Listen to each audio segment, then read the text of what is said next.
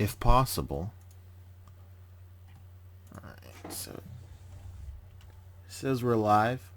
Just give it a second for it to catch up. How you feeling, Rick? You feeling good? You feeling live? Dude, I'm living the dream. Oh, shit. I'm ready.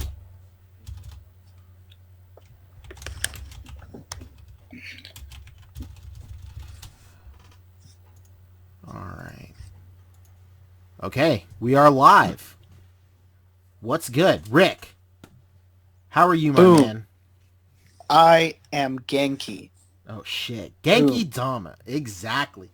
What's up, everybody? Welcome to me and Rick Dom's new podcast entitled Genki Dama Aka Spirit Bomb, for those of you Funimation dub lovers out there, or Ocean dub lovers. Yeah, this is basically going to be a Dragon Ball Super episode recap podcast brought to you by me and the man, the myth, the legend, Rick Dom. Rick Dom, how are you Boom. feeling? Man, I mean, it sucks there's no new episode this week, but that just means we could talk even more about the one last week, so I'm doing good.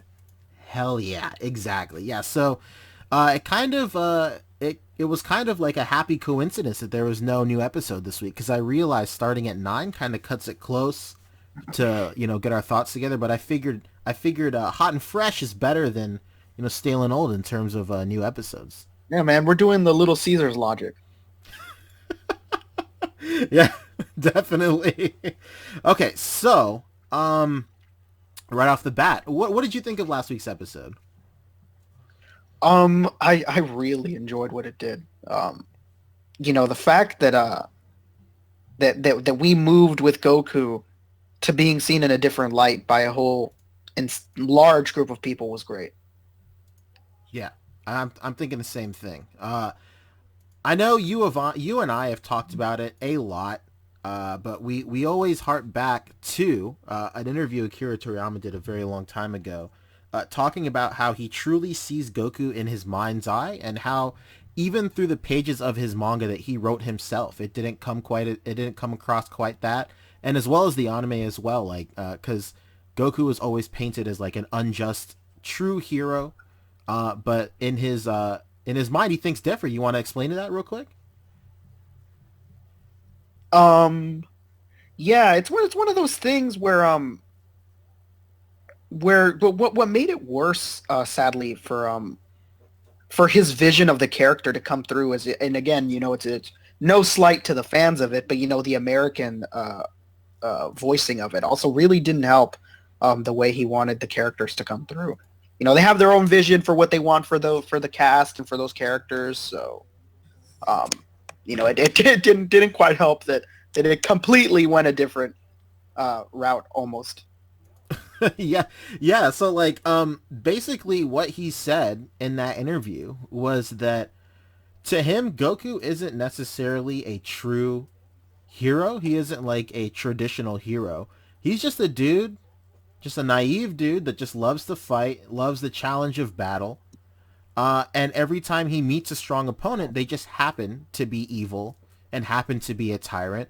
And through fulfilling his thirst for battle, he comes out the good guy. Like, of course, he's like a good person, but I mean, at the end of the day, his love for fighting and his thirst for battle overpowers and clouds his judgment almost all the time in terms of just him being truly good. So that's generally what's been happening, and I think it's really cool that now in Dragon Ball Super with this new arc that we're going to be like touching on real quick, especially in last week's episode, we see that like kind of coming through a little bit. So I guess let's go ahead and jump right in Boom. to the recap. So the episode pretty much starts off with the third brother of those three like wolf brothers. I forget what they're called. Yeah, his name is Bergamo or Bergamo. Yeah, Bergamo, and his name that they're part of the Dangerous Trio. What a name, man. Boom. The dangerous trio of pups. But he starts off the episode like talking to all the gods, and basically talking to the entire like the everybody in the arena and starts and he asks them to like spare the entire universe. He says like, "Yo, I'm gonna beat this guy up. If I beat this guy up, you got to take away your rule for destroying all the universes who lose." And he's basically from the get-go painting Goku as the bad guy. And I think it's really interesting because Goku is just he's just kind of standing off to the side and he's just all like, "Yo, if you want to do that, that's fine. I don't care. I don't really care." Yeah, if that's the way you want to see it, then that's what it's going to be. Exactly, exactly. And then, so while all this stuff is happening, Goku is just like talking very nonchalant to, Zeno and stuff like that. And all the gods start to take notice that like, something is going on. Like Goku and Zeno are like mad cool. How come it is that Goku is allowed to talk to, the king of everything like this, and, there be absolutely no consequence to it all. It's really interesting.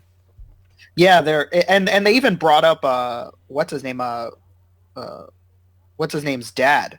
They were like, man, he's talking to not only Zeno's like that, but he's talking to the fucking angel like this. Like, what is his deal?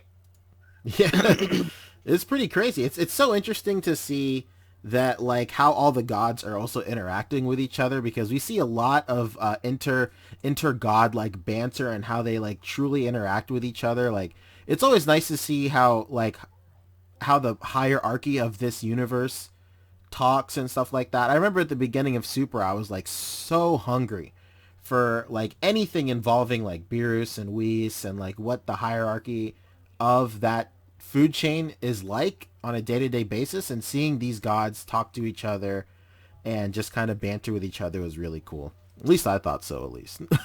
Oh yeah, that's one of my favorite things to see. It's something, definitely new to the fandom, seeing this level of things. I mean, the most that we got, was King Kai and what's his name? Shin. Yeah. It's all we really had, and he always made it seem like there was a lot of gods and stuff like that, and just vaguely, and never to the level that we're at now. So seeing these beings that are truly otherworldly gathering together and speaking, and seeing the day to day that they go through is definitely really interesting.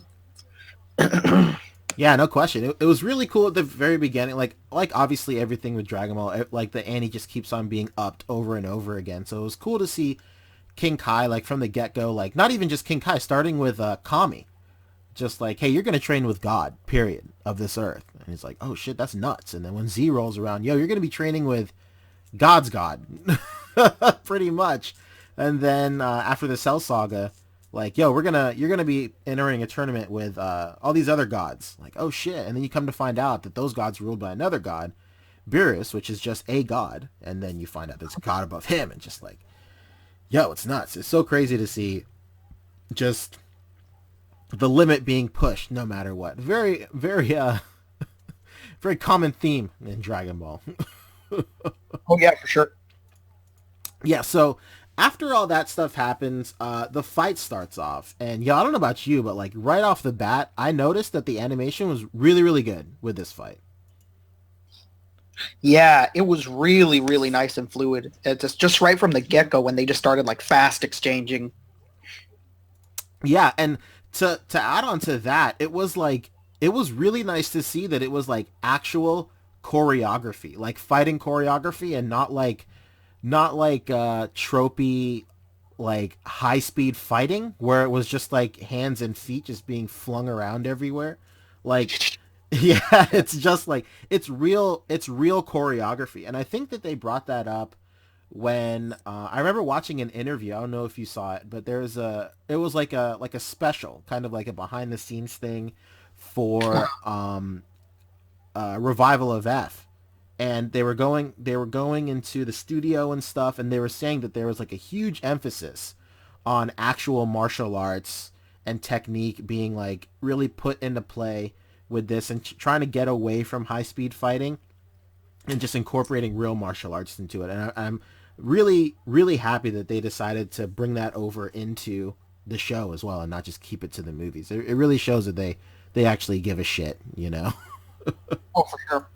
For sure, it is really refreshing to see. I mean, yeah, the high speed stuff is really cool because you imagine yourself like, damn, these guys are so damn strong, you can't even see what they're doing. But at the same time, it's like, well, 10 minutes of them just, Yeah. it gets boring. Yeah, 100%. So after that, like Bergamo unveils his like hidden power. And that's basically just the ability to absorb his opponent's like Kai and just use it against them, just twofold. And the funny thing I thought about that was as soon as I heard that that was his power, like immediately my brain went to like, oh yeah, okay, so it's that shit again, I guess. And then Goku even says, like right after he unveils his power, he says, "Wow, that's pretty unoriginal." A nice Yeah, off the bat, unoriginal. yeah, crazy. A nice touch of like, I get it, like wink nod type of almost fourth wall breaking, but like just really interesting to see Goku like, yeah, all right, I've seen this before. It's pretty funny. One of the most important things I realized about the fight was Goku like strategizing and stuff like that. So Goku strategizes like a way to defeat him. Basically, he just keeps on pummeling him and feeding him more energy to where the point where he gets so big and strong that he, can't even catch him. Goku's faster than he is.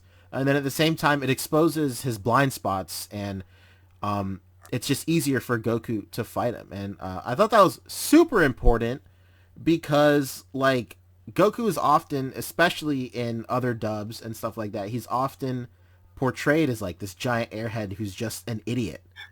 But like, it's so easy to forget that he is extremely gifted when it comes to strategies on the battlefield. Oh yeah, his mind is always thinking about battle, and being able to come out on top. And it's one of those things that, like you said, certain dubs or certain things make it seem like it's not the case. When you watch this episode, it's very clear that that is the case. That even the gods were like, "What is this idiot doing? Yeah. Why does he keep making him stronger?" And then at the end, Goku was like, "Aha, you fool!" Yeah, it's so interesting. Like to go off on a quick segue or on a quick like side note. It's so interesting to see these other dubs paint him as such a clueless person, but when he does something as genius as in the Cell Saga where he mixed like where he faked out destroying the Earth and then instant transmissions right below him, like that takes some serious thinking power in terms of battle. And it's so strange to see like you always think like, yo, this guy's an idiot. But if you were just watching those dubs, but then you see him pull off something so genius like that, it almost doesn't make sense. So it's very apparent that he's like a genius when it comes to fighting. Oh yeah, he sees things and he takes these chances that other people wouldn't. Yeah, 100%. So he basically after that he just overloads him with Super Saiyan Blue, Kaioken. And yo, I don't know about you, Rick. That is one of my favorite things that has come out of Super so far. Like the entire form. That moment, even specifically in this episode, was really powerful when the gods just looked at Goku like, "What the fuck?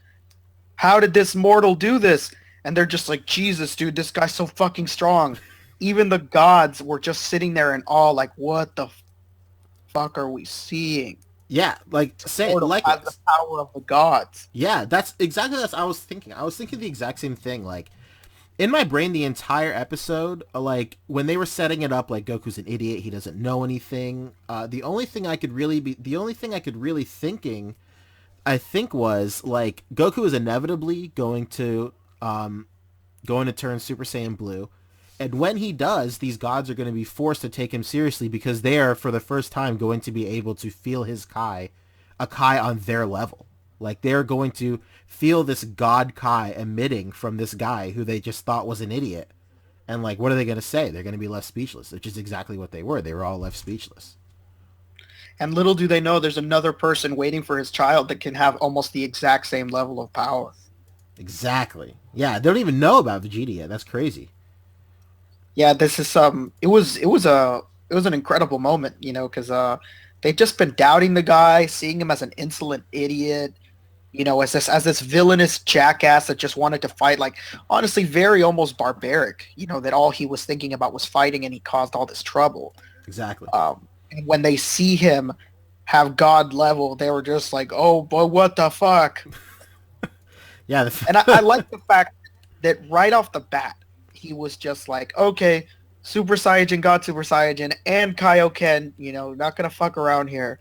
Exactly. Not even mincing words. Yeah, he just said Kaioken. I was like, oh my god.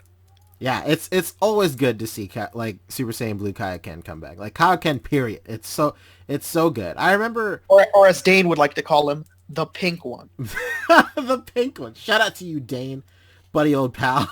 The pink Goku. Let's go. I don't know about you, man, but I remember the last time we saw Kaioken, like officially, was in the Frieza saga. Or that may have even been filler, if I'm not mistaken. When King Kai was yeah, it was filler. But yeah, when he was talking to like Yamcha and Tien and everybody, and they were recapping that like Yamcha was pretty much just going like, "Yo, don't worry about it, man. He's got Kaioken up his sleeve. He's just on like just wait till he uses Kaioken." And then King Kai was all like, "Yo, you fool. He's been using it the entire time." And I remember seeing that in the episode and my heart sinking because I was like, "Fuck. Well, we're never going to see this shit again, I guess." Because at that point, it's just like as useless. But I'm so happy that they brought it back. And it was such a cool technique. Yeah, 100%. Like, I know a lot of people don't really like it because it's like pink and like red. Same stigma with the first Super Saiyan God. Like, nobody really likes the pink color on Goku.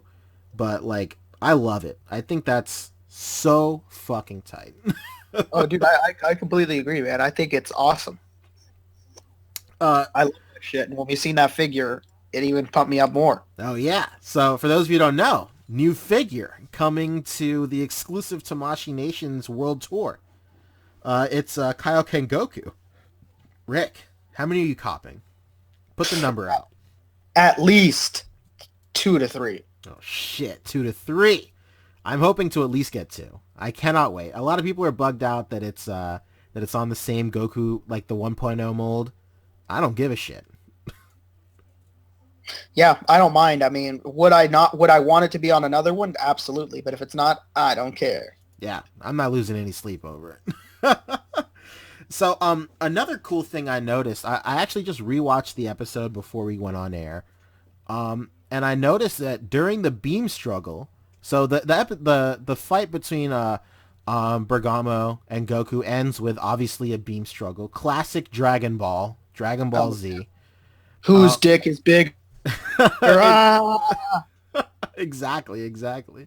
So they do the beam struggle, and something I noticed that was really interesting, that whenever Goku does a beam struggle with somebody, it's usually always a mirror of his first like huge beam struggle with Vegeta.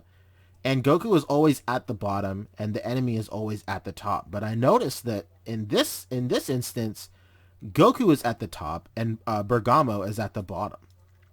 And I thought that, like, it's probably simply super small. Maybe it means absolutely nothing. But going with the theme that Goku is probably going to be painted as the villain this entire arc, I think that shit was on purpose. No question. Oh yeah, it's one of those things where like before, you have to see Goku as a person persevering and trying to come out on top. When in this one, it's like, yeah, he's already there. Yeah, that's a very interesting point as well. Like, at this point in time, Goku is the person to beat, and he's never really been that person before in a main arc. Like, it's so interesting to see his character go through, like, maybe I don't have to, sacrifice all this shit to like be the most 100% version of myself, because I'm already there. Like, these guys are now me in this situation. Like, he had to like claw and scrape his way up to even get to the point of you know, thinking about fighting like Vegeta and, Nappa and then Frieza and then Boo and then, Cell and all these people. But like for the first time, he is on top, at least at this moment, because there's Yeah, right inevitably. now, it very truly is, the roles are reversed. He's the villain to everyone. Yeah. So he's not the guy at the bottom trying to stop the dude that ends everything. He's the dude who just created the end of everything. Yeah, exactly. So for those of you who are kind of like just watching this and don't know the general consensus of this arc, basically this is this inter-universal tournament, and Goku started it. He not like by malice or anything. He was just like, yo, it'd be tight to go ahead and have a tournament. And then the king of everything, Zeno, says, yeah, let's do this tournament. By the way, everybody who loses dies. Period. So everybody sees Goku as this person who coaxed the king of everything into this terrible, terrible tournament. Yeah, and it was one of those things where, obviously Toriyama didn't want him to be the total asshole. And he created a bit of a loophole, of like, well, Zeno said he was actually going to destroy everyone that had too high of a mortal count anyways. So Goku now made it so that if you had a really low or a really high mortal count, you could still potentially survive if you win the tournament. Yeah, no question. And, Always and thinking like, yeah. the other thing I'm really looking forward to that I don't know if people like really realize yet is what I consider at least the true tournament. After all the dust settles, after the battle royale clears, I don't think Goku is going to be satisfied without fighting the people that have that low mortal count that don't even have to be in the tournament. And I'm assuming that tournament is not going to lead to whoever loses, gets their universe destroyed or anything like that. Oh yeah, no these question. these people are just assuming right now that they're out of the woods, but I just think that it means that tournament is where they're out of the woods. Yeah, 100%. Yeah, thinking I, 10 I steps just ahead, don't. Rick. I love it. Boom. I just don't see that little guy. Both those little guys that know not to see those people fight from those universes. I don't see it. Yeah, they don't have to fight the battle royale, but that doesn't mean that there's not another coming, and that they're gonna have to put it into that one. Oh They yeah, just won't. There just won't be those consequences of your universe is gonna be destroyed. exactly. And to put a pin in that, because I definitely want to touch on like a quick theory I have on that as well at the end of this. So let's go ahead and let's power through, I guess, the rest of the episode, because that'll segue into what I want to talk about as well. So basically, let's see. So Goku defeats Bergamo. Bergamo says his power is unbelievable. And then for the first time we hear Bergamo say, like, you really are the villain, aren't you? And for people who haven't had that idea planted in their head already, now it's out there in the open. Goku is the villain, period. And I think right now it's even hard for people to wrap their brain around that, like you were saying. It's a very interesting way of seeing this character, and I'm really glad to see it going this way. And a funny thing that I really like about that is Goku doesn't necessarily he is not changing his character or his morals or any of his values or altering them in any way. It's just a matter of perspective and coincidence, because Goku after that says he's like talking to every single god, which they already think is rude because they think that Goku just speaking out of turn and just talking to everybody at once is like mad rude and mad stupid and barbaric and stuff. But Goku just yells out, come at me if you wanna, I'll take you all on. Gather your strongest guys and you can all come at me. I'll beat every single last one of them. And I think his dialogue is written very carefully and super easy for everybody seeing him as a villain to be taken out of context, and now they're all like, whoa, what a thing for a villain to say. Holy shit, can you believe what this guy is saying? Come at me with everything you got. I'll beat all of you guys. How arrogant. This guy's definitely a fucking villain. Exactly. And to us, people who have known Goku his entire life, we're just like, yeah, that's just classic Goku. There's no malice here. He just wants to just fight strong dudes. But to everybody else, they're like, oh man, fuck this guy. Son of a. Exactly. Exactly. The episode starts to wrap up with Whis' dad basically explaining the rules of the actual tournament, because this was just like a warm up or whatever. So it turns out that it's going to be a battle royale, and I'm stoked. Rick, how about you? Dude, I'm so hyped. This is exactly what we needed. It was going to be so many people, so many. I was a bit worried, like, this is going to fucking take a long time.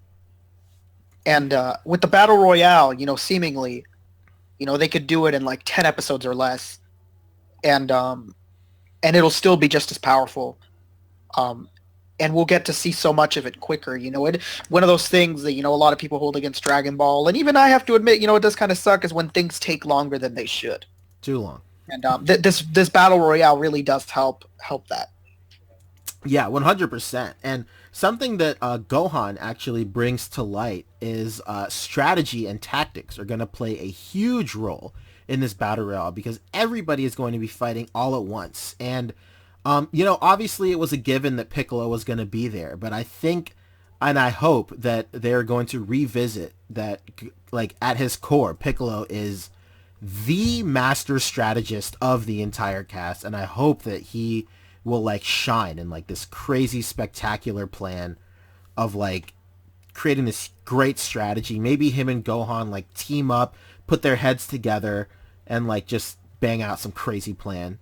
And Yeah, like, one of the things I'm hoping for that you mentioned that is like Goku establishing like a small squad, like Gohan, Tien, Roshi, Krillin. We're all rolling together, and we're gonna fucking survive as long as we stick it.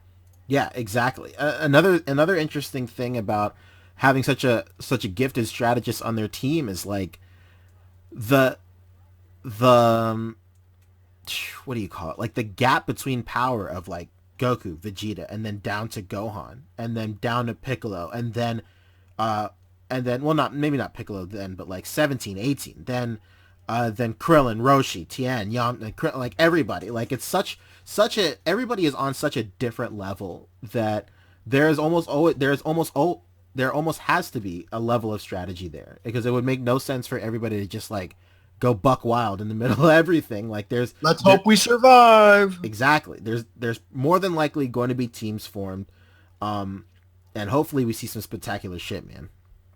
Oh yeah, definitely. I'm excited. 100%. So the episode bookends on that hooded figure that's been like talking the entire time. Just like one of the gods is just like what do you call it? ICP god, Juggalo Nation god. It's basically like, yo, what do you think of this guy, man? Hooded figure is like, yeah, I gotta scout him a little bit. Turns out his character's name is Toppo, and he is the leader of this group called the Pride Troopers, and he challenges Goku to a fight. He says it's for justice, and that if Goku is truly evil, he will accept this challenge and he will fight him head on, and Toppo will stop Goku's evil tyranny before it even begins. And then the episode ends with Goku saying, "So I'm evil, huh?" Finally, almost accepting it. He's like, "Shit, I guess I am. Whatever, let's fight, man." Yeah, if it means that you're gonna fight me at your hardest, then fuck it, I'm evil. Yeah, 100%. And Uh, that's something that I wanted to. That's what I said to put a pin in. I am thinking. So obviously, when it comes to Dragon Ball, like the stakes, when it comes to something as lighthearted as Goku being like friends with somebody, like the way that the Dragon Ball writing is is that you can pretty much guarantee that maybe Goku will say something to Zeno, and he'll be all like, "Yo, man, cut these guys some slack. Don't kill them all," or just something like that. Like something like that is bound to happen, whether it be the Super Dragon Balls being used or whatever.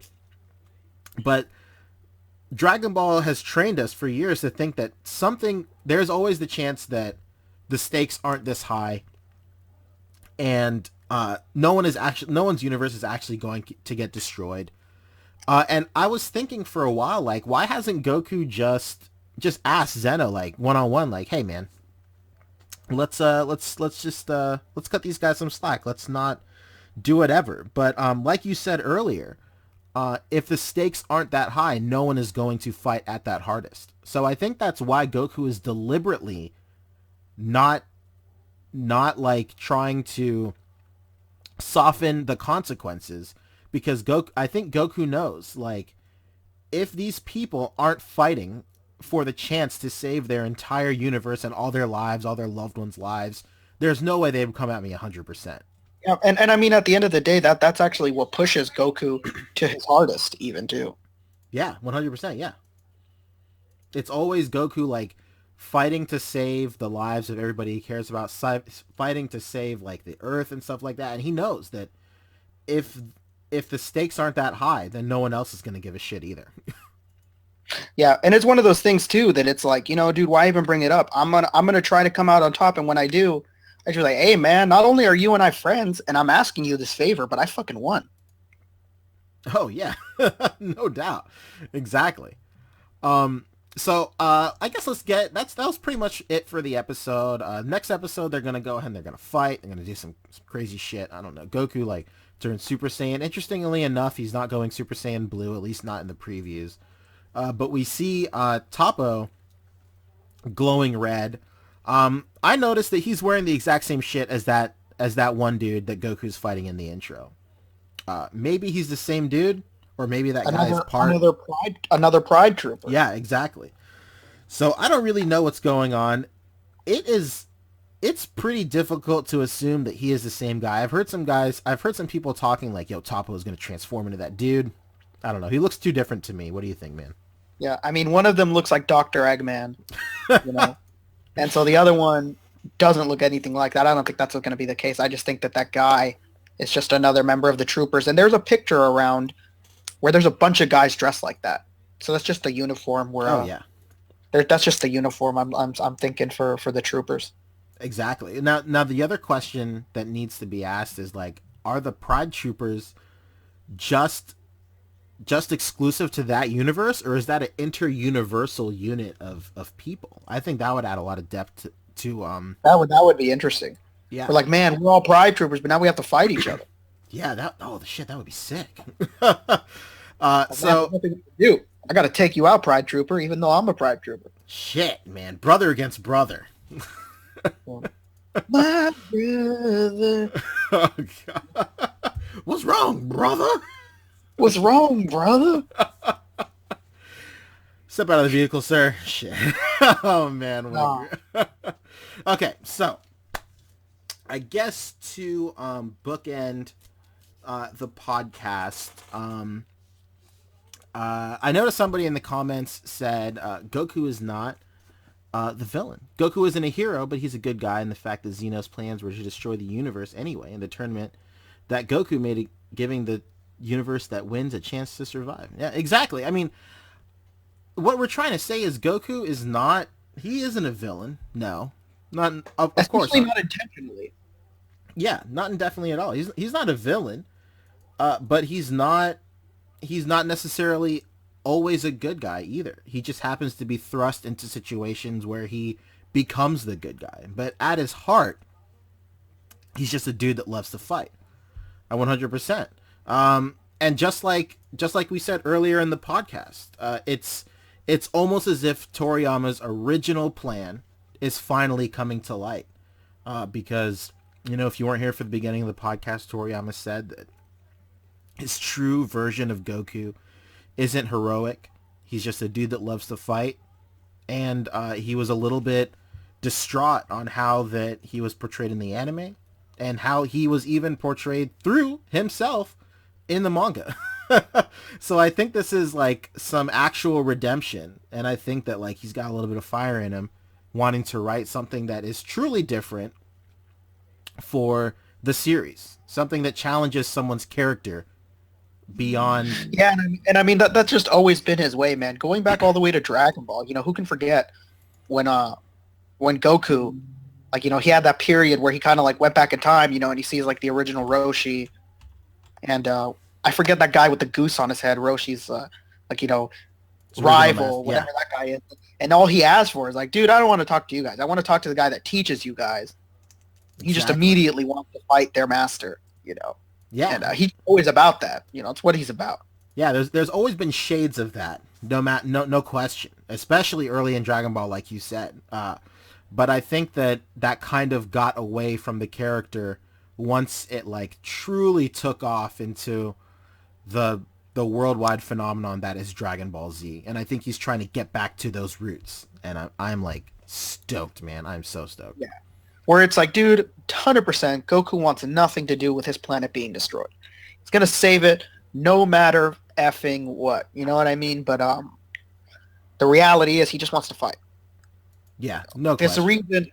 There's a reason why every time they hold a Budokai tournament, he still shows up, even though he knows that it's just going to be him and Vegeta anyways. Yeah, 100%. He loves to fight, man. It's just what it is, you know.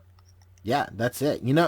And to go off, like speaking of Vegeta, I'm very interested to see where this arc is going to take Vegeta. So interested. Oh yeah, having to protect that new child, whether it actually is Bra or somebody else, it's going to be very interesting. Yeah, They could just totally throw GT under the bus and just make it another boy. yeah, that would be nuts. Like, I don't know. Like, the only thing that's really tying them to Bra is that she showed up in the last chapter in the last episode of End of Z. But like Yeah, that could be easily retconned, maybe just because she's only in one chapter, and it's not like Akira Toriyama hasn't rewritten the end of Dragon Ball Z before anyway. yeah, that he could quite literally just dispel everything and just be like, well, that ending didn't mean shit. There is no oob. Yeah. There is no Bra. This is new. That was like what if? Boom. There you Oh, go. what Because I if, mean, the baby? thing is, the Bra is like significantly older than Pan. 100. Yeah, She's not alive. yeah, So that's it. it's one of those things where you kind of almost hope, like, man, maybe it shouldn't be Bra, because it just doesn't make sense if they do introduce her. The fact that she's like it looks like 5 or 7 years older than Pan. Yeah, there's no question she's older than Pan at End of Z, and so that's Oh, already a huge continuity error. So I yeah, mean, absolutely. yeah. So I'm very excited for the prospect of who it could be. Honestly, if it is Bra, I really wouldn't mind. At the base level, the only thing I care about with Bra is like if she is the exact same character, do something more with her, please. But wildest dreams if it is Bra, make create a rivalry between her and Pan, just like Trunks and Goten have. Yeah, Where please, for the love of God. Yeah, no question. And I think the biggest thing between female fighters in Dragon Ball is aside from Fasha and these other like no name Saiyans, like you don't really see them, and it's hard for you to imagine female Super Saiyans. But now this other person who we have no idea who it is, possibly that universe's legendary Super Saiyan, is now like breaking the mold and becoming the first female Super Saiyan. So that gives me some hope. Yeah, I'm so excited for everything, man. Yeah, I'd love to talk more about this mystery girl, but I guess we'll get there when the time comes, which hopefully Yeah. isn't too far away. From what I've seen from the episode schedule through Jump and everything, or V Jump, is like maybe I think April 9th is when we start getting into the thick of the actual tournament, and that's when she'll show up. Oh yeah, I was gonna say as well. It seems like the we're gonna have filler right after Toppo, but that the tournament is probably gonna start somewhere mid to 3/4 of the way through April. Yeah, no It's question. not far off. Yeah, not very far off. Not very far off at all. So quickly to go into the chat. Something very interesting that was brought up is Solid Boss is asking, when are Goten and Trunks gonna age? And I was actually talking about this with Uncanny Megan the other day. You read Jocko, right? Right, Rick? Yes. Yeah, if you guys haven't read Jocko, definitely give it a shot. Jocko the Space Patrolman, the true prequel to Dragon Ball. Great. I won't spoil how it ties into Dragon Ball. Because that is a great revealing page turning moment. But just know that it's a sequel to Dragon Ball. If you're current with Dragon Ball Super right now or Dragon Ball Z, you already know who Jocko is. He actually explains in the manga that Saiyan children are super small for a very long time, and then right out the gate, almost 0 to 100, they just age immediately. And even though that's kind of a cop out, like it perfectly explains it. Ties in Dragon Ball how Goku is just like mad short and mad chibi for such a long time, and then he comes back from training, and even Bulma doesn't recognize him. Yeah, and same with Gohan. Yeah, exactly. Same with Gohan. Gohan Exactly. Gohan went from bowl cut to something different really quick. Yeah, 100%. And it's different for every Saiyan, but the general consensus is once they hit like 14, 15, that's it. That's when they hit that growth spurt. So Trunks and Goten aren't far off because by now they should be, what, 12, 13 at this Yeah. point? So, it's not so far off. I really don't mind. They can retcon this shit as much as they want. All I ask for is it makes sense, man. As long as you can fit it in there somewhere, I'm fine. What about you, man? Yeah, I'm perfectly fine with it. I always just kind of assumed, it takes forever for these people to fucking age. Yeah. Like they say Goku's gonna look like that for like the next like 100 to 200 years. So Yeah. That's truly, yeah. You know what? Dream situation, some actual like emotional shit. I am truly curious to see if they will ever touch on. They probably will never do this, but like how they would touch on Goku and Vegeta dealing with Bulma and Chi-Chi's like actual human mortality. Like they will, like it won't be long until Chi-Chi and Bulma start showing signs of aging, but like Goku and Vegeta would just be like just regular dudes. yep, It'd be cool. not even a silver strand in their hair. Yeah. It'd be cool to see them address that, but I truly don't think that Dragon Ball ever even get to that point. Yeah, I think it's one of those things where they would just never want you to focus on it. Yeah, 100%.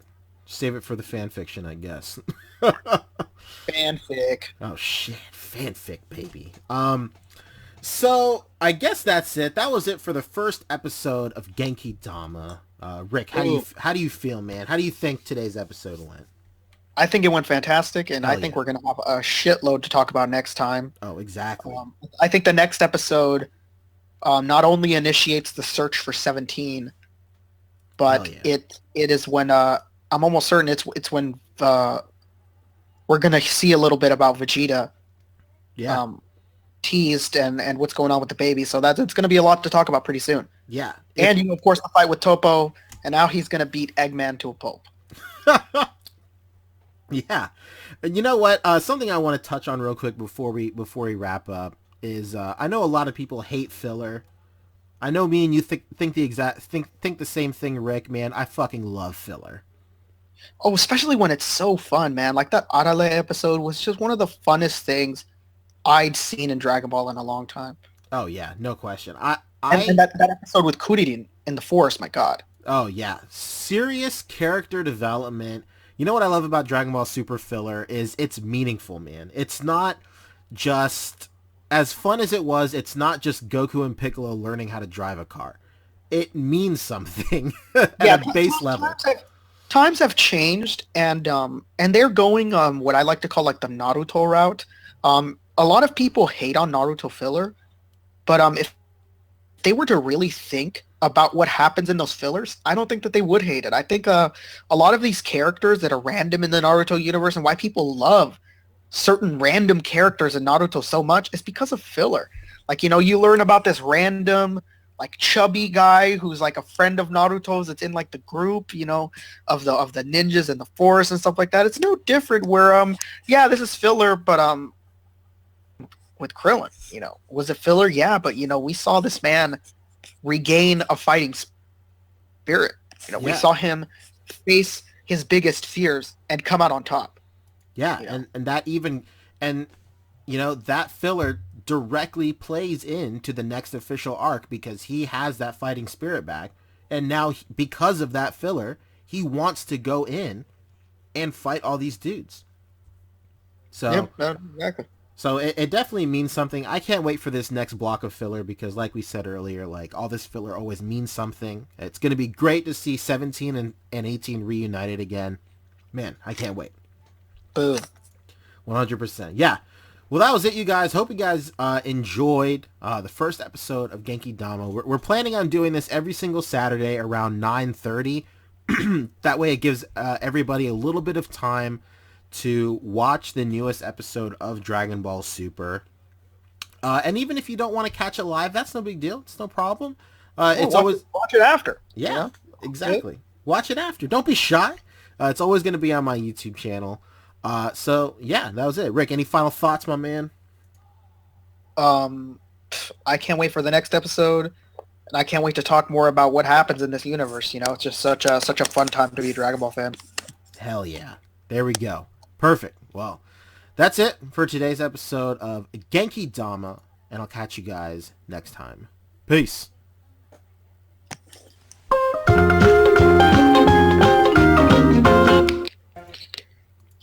And